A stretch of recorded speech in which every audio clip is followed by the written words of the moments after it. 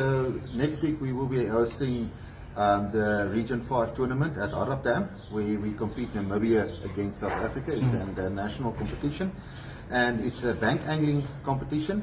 We have teams competing from Namibia, junior teams as well as the development teams, and they will be competing in the facet of bank angling. In other words, where you stand on the side or at the edge of a dam and you compete to catch fish on a points basis.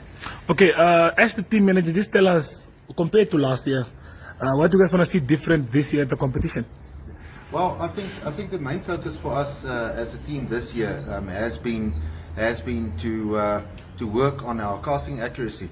Casting accuracy is probably one of the points which is in the advantage of the South African teams. They are extremely good at it because of the exposure that they get.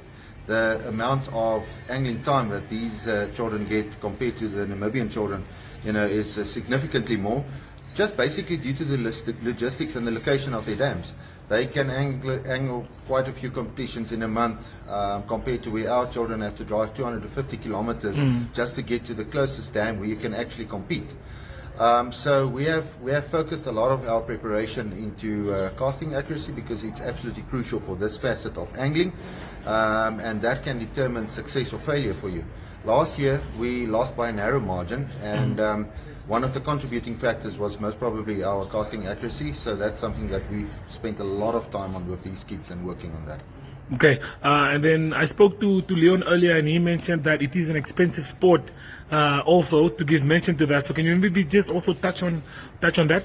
Yeah, so I think initially when you want to get into the sport, it's quite expensive, especially when you're looking at the gear that you require, the reels and the rods and so on. It's not the common run-of-the-mill type of stuff that you use for social angling. So there's quite a big difference between competitive angling and social angling from a gear requirement perspective.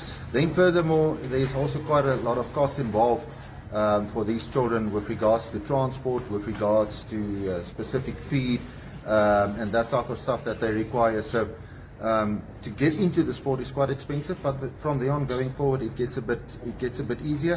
But for competitions like these, there's a lot of investment that goes into it, especially from the kids in gathering funds and also from the parents in assisting them to actually be able to compete. Okay, thank you for your time. Speaking to one of the national team players, just tell us, how ready are you for the competition and how ready are you to take on South Africa? I'm extremely ready, and I don't know what to say exactly about against South Africa. I'll just try my best and work together as a team. Okay, if we speak on preparations wise, you and your team, what have you guys been focusing on mostly, and how confident are you that you guys can do well this year? Mostly casting accuracy, because Hardap is a dam that relies heavily on close feeding points, and it relies mostly on that. Okay, and before I let you leave, personally, you physically, mentally, are you ready for the competition? Yes, extremely ready. Okay, thank you for your time. Thank you.